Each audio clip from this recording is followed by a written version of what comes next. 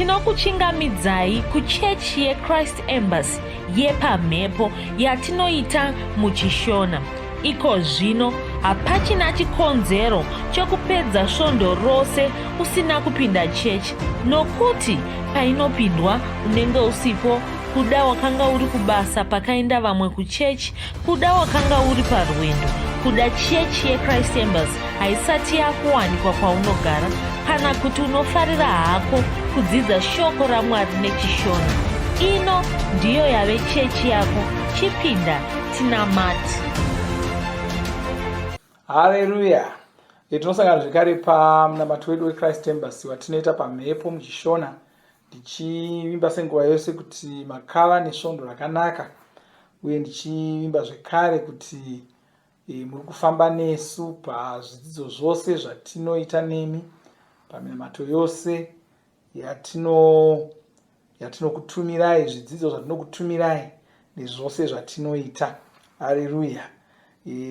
Tichiri mumwedzi wakukadzi, takunoupedza, takunouvhara, asi ndoda kuti tirambe tichitaura pamusoro peshoko romwedzi iwoyo, mwedzi wokurongedza zvinhu, tichiisa chimwe nechimwe panzvimbo yacho zvichibva nokukosha kwacho. Haleluya. Ndoshoko ratakapiwa pamwedzi uno, takanzi tishandise mwedzi unoyu kugadzirisa zvinhu, kurongedza zvinhu, chimwe nechimwe chichienda panzvimbo yacho, chimwe nechimwe chichimira panzvimbo yacho zvichibva nokukosha kwacho. Haleluya.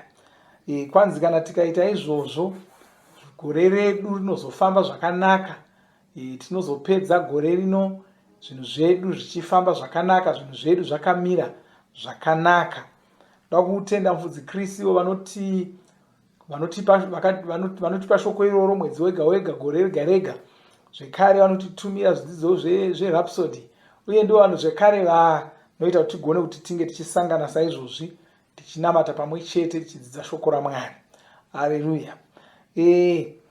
Saka ndoda kuti nditaure pamusoro ivo pokuziva zvokukoshesa. Unofanira kuziva zvinhu zvokukoshesa, unofanira kuziva zvinhu zvakakosha nezvisina. Ndoda kutanga kuna Matiyo 3:3. Kwanzi, asi tangai kutsvaka ushe hwaMwari nekururama kwavo, zvinhu izvi zvose zvichawedzerwa kwamuri. Kwai tangai kutsvaka ushe hwaMwari nekururama kwavo, zvimwe zvose zvamungada kutsvaka, nokuti ari kutaura pamusoro pokutsvaka zvinhu, kutsvaka zvokudya, kutsvaka zvokupfeka, kutsvaka zvokudini. Kwanzi tangai, kwai musatsvaka izvozvo, tangai kutsvaka ushe hwaMwari nokururama kwavo. Kureva kuti pane zvimwe zvinhu zvakakosha, pane zvimwe zvinhu zvisina kukosha. Unofanira kunzwisisa kuti zvinhu zvaMwari ndo zvakakosha. Havasi vanhu vese vanonzwisisa izvozvo. Vakawanda vanotaura vachiti ndinoziva hangu, ndinoziva kuti chakakosha, ndinoziva kuti chakakosha, asi vanenge vachimbotaura saizvozvo zvisingaonekwi mukuita kwavo. Unozotarira kuti wozvitarira kuti mari yavo zhinji inoenda kupi, nguva yavo zhinji inoenda kupi, mufaro wavo unonyanya kuwanda kana vari kupi. Wotoziva kuti munhu uyu haasi kukoshesa Mwari. Munhu anokoshesa Mwari, anotsvaka ushe hwaMwari kutanga, mufaro wake wakawanda unowanikwa paanenge achiita zvinhu zvaMwari.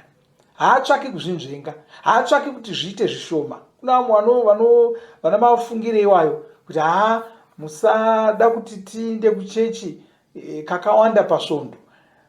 Zvimwe zvose kana zvikanzi kune svondo rino rese kune bhora, haagunun'uni, haanetseki nazvo. Uchariona zuva rimwe nerimwe achivata koedza, achivata koedza, achingoriona achivata koedza, achiriona achivata koedza. Asi mukati mufudzi Kristu vane chirongwa svondo rino sezvichange zviriko musvondo rinouya. Mufudzi Kristu vanenge vane svondo rese kubva kumuvhuro kusvikira musi wesvondo. Vachatanga vanesu your love specials kubva musi wemuvhuro kusvika musi wechina. vozopinda pakuparura chirongwa chedu chokusvitsa ruponeso pasi rose. Chishanu, mugovera svondo vaneso. Munhu anenge akutonetseka kuti zvawandisa. Asi kana ukanzi mwedzi uno ibhora, uno mwedzi wose anenge achitozvitutumadza kuti handina kana rimwe randakapotsa. Achiriona masikati, rinobuda masikati, nokuti anenge achikotambuka kamasikati mangwanani, masikati manheru, mangwanani, masikati manheru, anototsvaka kunzvenga achizviona. Mwoyo wako unofanira kuva pana Mwari. Ziva kukoshesa Mwari. Haleluya. Ziva kukoshesa Mwari. Ndoda kutaura zvinhu zvitatu zvaunofanira kukoshesa senzira yekutaridza kuti unokoshesa Mwari. Chokutanga chandoda kutaura pamusoro pacho ishoko raMwari. Unofanira kukoshesa shoko raMwari. Matiyo 4 ndima 4 inotaura ichiti kwanzi asi Jesu vakapindura vakati, kwakanyorwa kuchinzi, munhu haangararami nechingwa chete, asi nemashoko ose anobuda mumuromo maMwari. Munhu haangararami nechingwa chete, asi namashoko ose anobuda mumuromo maMwari. Unofanira kukoshesa shoko raMwari, nokuti kana pasina shoko raMwari haugoni kurarama. Upenyu hwako huri pasina. Hapana kwaunosvika, hapana kwaunoenda kana usina shoko raMwari. Ungadya, unganwa, ungaita zvimwe zvose, asi kana shoko raMwari richishayikwa haugoni kurarama. Kwanzi haugoni kurarama nechingwa chete. Haleluya. Kureva kuti kana shoko raMwari risitoripo hautorarami. Zvakafanana kuti ndogona kuti haugoni kungorarama nemvura chete. Hongu mvura inofanira kumwa, asi haugoni kurarama nemvura chete. Ukaita upenyu hwekungomwa mvura chete unofa. Ndogona zvekare kutaura kuti haugoni kurarama nenyama chete kana kuti nesadza chete. Ukaita upenyu hwekungodya sadza chete, usinganwi mvura, usingadyi zvimwe zvinhu, unofa. Saka kwanza haugoni kurarama nechingwa chete, nesadza chete. Chingwa chiri kutaurwa kudya kunodiwa kwenyama, kudya kwemuviri wenyama. Kwaye haugoni kungogumira mundiro yesadza zvoperera ipapo. Shoko raMwari rinofanira rine nzvimbo yaro. Ndosaka tichiti patinotumira zvidzidzo zverhapsodi paya musaposana nazvo, dzidza, chierenge. Uye ndofarira kuti apa wakataura pamusoro pezvokudya neshoko raMwari mundima imwe chete, mutsara mumwe chete. Kureva kuti zvinhu zviviri zvinotoshanda zvakafanana. Kana zvisingaiti kuti uite mazuva maviri kana svondo rese usina kudya, zvinoreva kuti hazviiti kuti uite svondo rese usina kudya shoko raMwari. Shoko raMwari kudya. Unofanira kugara uchiridya. Kumuka mangwanani womboti naro. Paunenge uchiswera maswero ose uchinonga uchimboti naro. Rikanzi riri kuparidzwa pano naro. Saka ndo upenyu hwaunofanira kurarama. Chimwe chechipiri chakakosha chaunofanira chinotaridza kuti unokoshesa Mwari, kukoshesa munamato. Ruka 10 ndima yekutanga kwai Jesu vakabva vavaudza mufananidzo, vachivakurudzira kunamata nguva dzose, vasinganeti, vasingaori mwoyo. Jesu vanga vari kuvakurudzira kuti vanamate nguva dzose, vasinganeti, vasingaori mwoyo. Haleluya. Kwanzi munofanira kunamata nguva dzose, musinganeti, musingaori mwoyo. Haufaniri kuneta kunamata. Kuna vamwe vanoti kwanzi mazuva ano kana simba racho rokunamata hapana. Nokuti kana simba racho rokunamata hapana sei, unofa. Namata, zvijaidze kunamata, zvizorovedzere kunamata, zvipe nguva yokunamata. Usangoita mahwekwe nomunamato. Ronga kuti ini ndinomuka ndonamata. Sokuronga kwaunoita zuva rako kuti ndinomuka, ndogeza, ndopfeka, ndodya, ndokwesha muromo, ndokama musoro, ndobuda mumba. Ndokuronga kwaunoita wava muKristu. chiti ndinomuka ndoverenga rhapsodi rangu, ndoverenga bhaibheri, ndonamata, ndogeza, ndopfeka, ndoita zvose izvozvo, kureva kuti wotokasira kumuka kudarika zvawanga uchiita. Haleluya! Ndo upenyu hwemukristu, ndo zvinoitwa nomukristu, ndo zvaunofanira kuita semukristu. Wava mukristu, hauchisiri munhu wakafanana namwe, saka haugonungomuka nguva inomuka vamwe vanhu vese vese, haugonungovata nguva inovata vanhu vese vese. Haleluya! Wava nehumwe upenyu hwako. Zvakafanana kana munyika chaimo chaimo, munhu akange achidhakwa wedoro, haachafambi nzira dzavanhu vese vese. Wakubva kubasa ombopfuura nekwanomwiwa, ozoenda kumba, haachangorurami kumba.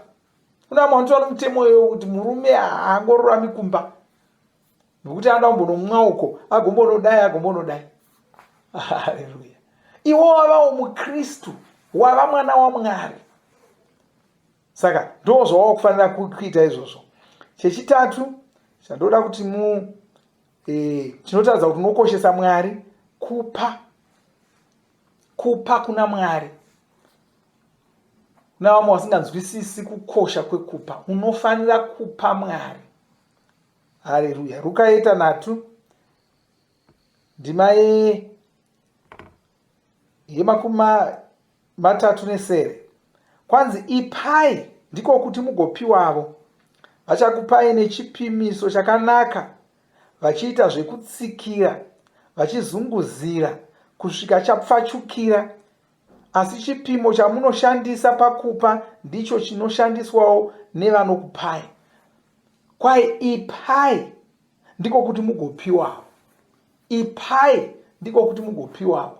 Ipa kuna Mwari. Kudaregai ndikutaridza imwe ndima. Haleluya!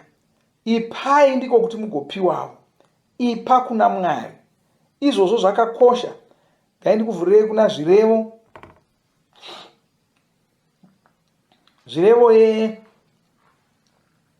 ye3. Haleluya! Gai ndikasire ndavhura bhaibheri rangu pano. Zvirevo ye3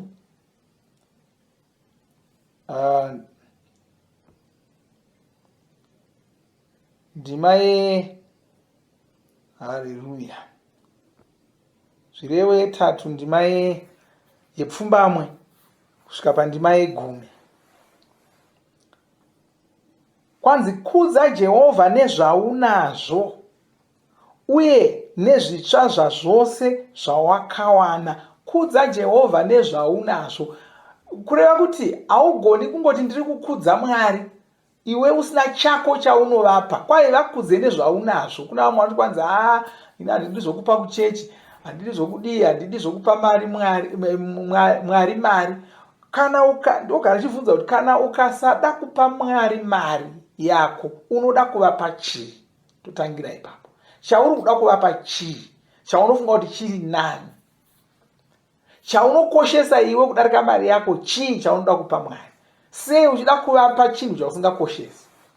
Nokuti tinozviziva kuti mari yako ndiyo yaunonyanya kukoshesa, ndosaka uri kuirwira kudaro, ndo yakanyanya kukosha kwauri.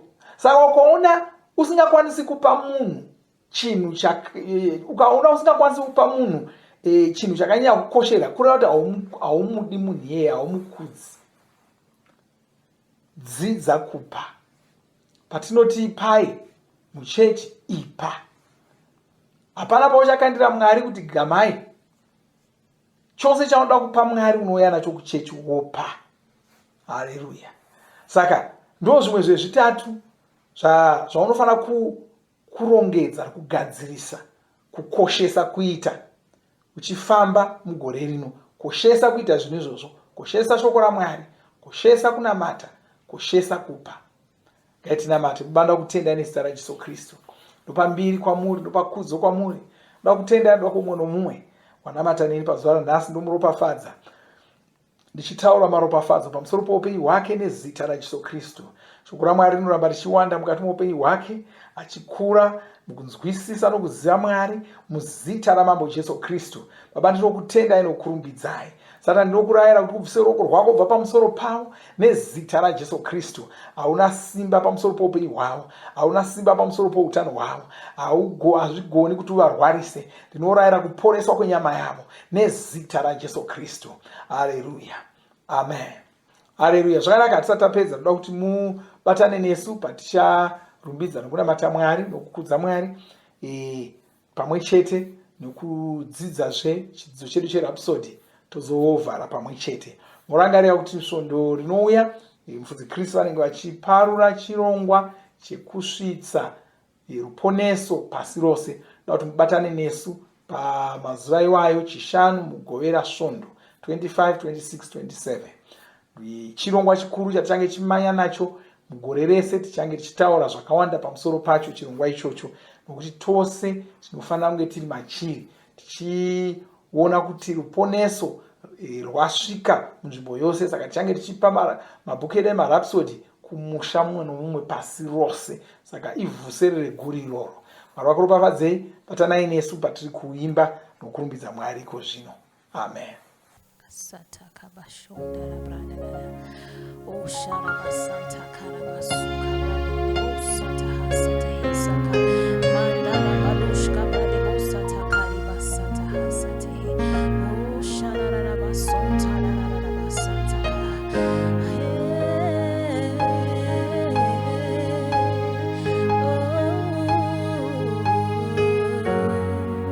o shakara basonta librada na boshiti zefrada kisata zitarimwe rine simba zitarimwe rinotonga zitara Jesu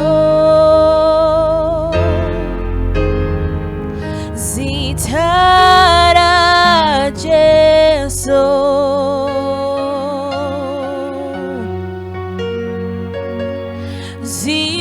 zitarimwe rine simba zitarimwe rinotonga zitara Jesu zitara Jesu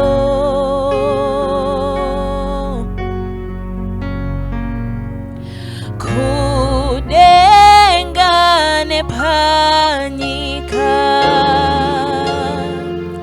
hakuna ane simba makomo paradzwa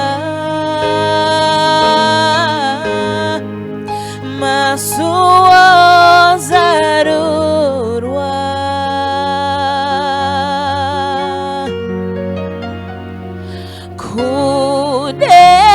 kudengane panyika hakuna nesimba makomo paradzwa masuo zaruka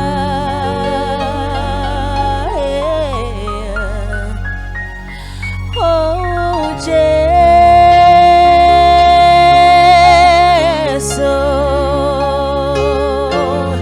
oh Jesu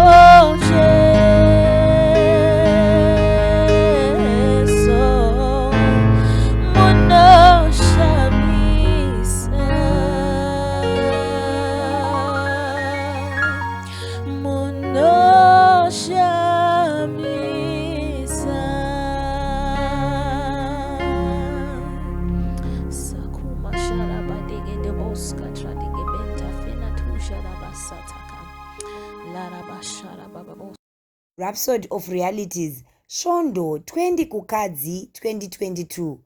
Chidzidzo chedu chinoti varege vakutungamirire. Shoko redu tinoriwana kubva kuna vaRoma 8 ndima 14.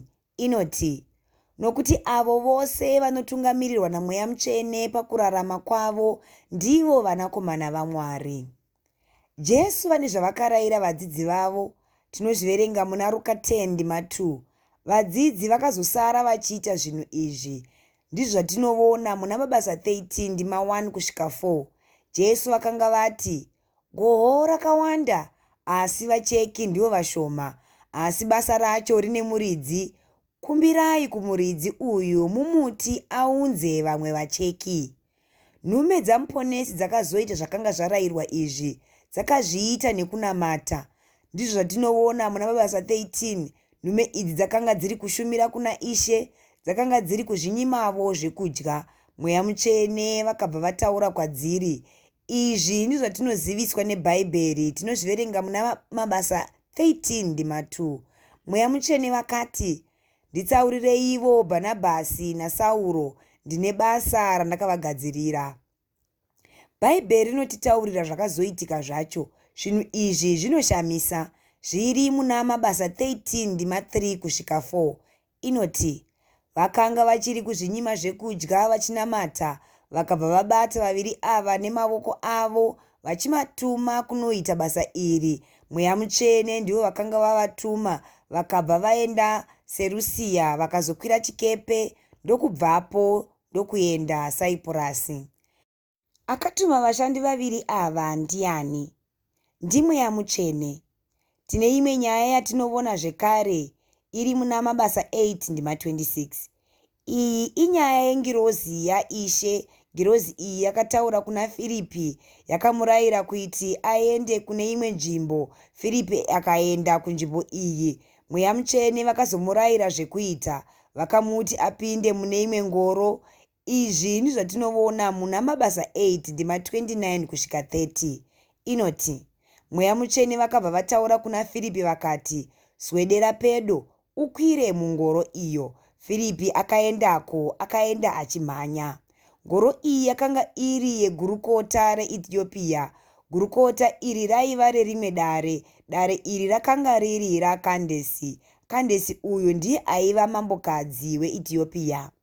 Firipi akaita zvakanga arayirwa, akawana gurukota riya riri mungoro iyi. Rakanga rakagara richiverenga gwaro. Gwaro racho rakanga riri raIsaya.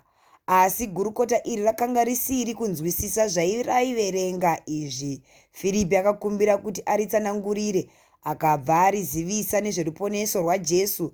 Gurukota riya rakazoponeswa, rikanyikwa mumvura, rikaombekwa. Izvi ndizvo zvatinoverenga muna Mabasa 13 ndima 26 kusvika 29. Haleluya. Mweya Mutsvene ndivo vakatuma Firipi uyu, vakamutuma kuparidza ruponeso, vakamutuma kunokohwa. Mweya Mutsvene vanesu nhasi, vane basa ravanoda kuita. Ndivo mukuru webasa rekukohwa. Nyasha dzavo dziri kushanda matiri, simba ravo riri kushanda matiri. Saka tinogona kupupurira vanhu. Tinovapupurira kuti Jesu vakamuka kuvakafa. Saka iwe uri mushandi, nzwisisa izvozvo, uite basa rawakapiwa iri. Iwe Mweya Mutsvene ndio vanokutungamirira. Vanokutungamirira kuunza vanhu kuna Ishe. Vanokutungamirirawo kusimbisa vanenge vaponeswa. Ita chaizvo zvavanenge vakurayira. Enda kwavanenge vakutungamirira. Namata uchiti, Baba vandinoda, ndinokutendai nokuda kwaMweya Mutsvene. Mweya Mutsvene ava ndiwo mukuru webasa rekukohwa. Asi vanogara mukati mangu, vachinditungamirira, vachiita kuti ndiunze vanhu kwamuri. Ndichisimbisa vanhu ava, ndichiita kuti varambe vari muushe hwaMwari. Ndinoshandisa nyasha dzaMweya Mutsvene, ndinoshandisa simba ravo, ndichiva chapupu cheruponeso nechapupu chekumuka kwamuponesi. ndichiita basa randakatumwa kuita, iro basa rekuunza vanhu kuna Ishe, ndichivasimbisa muzita raJesu. Ameni. Dzimwe ndima dzinotsigira chidzidzo chanhasi: Luka 10 ndima 2, Matiyo 9 ndima 37 kusvika 38. Tinovimba makomborerwa nemunamato wesvondo rino. Kana manga musati mazvarwa patsva, namatai mumashure mangu, muchidudza, muchirevesa. Taurai muchiti, Mwari vari kudenga, ndinouya kwamuri, ndinokoka Jesu kuti vapinde mumwoyo mangu. Ndinokumbira kuti Jesu vatonge upenyu hwangu. Ndinopupura kuti Jesu ndivo vava Ishe wangu. Saka ndinogamuchira upenyu usingaperi mumweya mangu. Ndazvarwa patsva, ndava chisikwa chitsva. Ndinokutendai. Amen. Makorokoto mazvarwa patsva, tinokugamuchirai muchechi yeChrist Embassy. Titumirei zita renyu nekwamunogara. Munogona kutumira iri SMS kana WhatsApp pa 0772 215 kana kutuma tsamba pa shona@gmail.com. Muchida kupa mpiro yenyu neEcocash, rovai namba *151*2*5*58225# motevera zvinenge zviri kutaurwa neEcocash ipapo. Kana muine nhare dzemazuva ano, munogona kushandisa KingsPay kupa mpiro yenyu. Shandisai kodi inoti TNIOG nemavara makuru. Tinoda kukuzivisai zvinotevera. Tinokurudzira kuti musadarikwe nezvidzidzo zveRhapsody. Zvidzidzei kuti shoko riwande mamuri, mugone kumirisana nezvinhu zvinonetsa muupenyu. Tinodavo kuzivisa vane nhare dzeEconet kuti *205# vava kugona kuwana Rhapsody panhare dzenyu kunyangwe musina WhatsApp. Rovai nhare idzi muwane Rhapsody panhare dzenyu zuva rimwe nerimwe. Munorova *205#, mosarudza Daily Devotional. Subscribe Shona Rhapsody muchishona.